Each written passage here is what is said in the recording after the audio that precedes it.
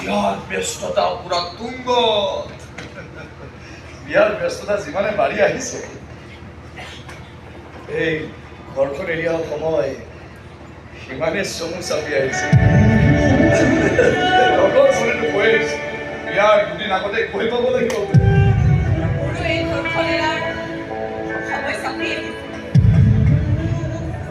সম্পৰ্ক এটা গঢ়ি তোলাৰ পাছত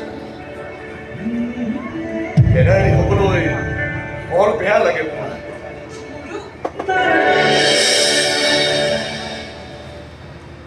আমাৰ ভাল লগা বেয়া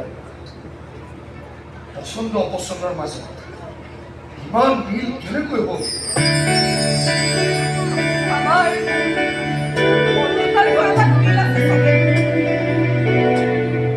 মন মিলিলে বোলে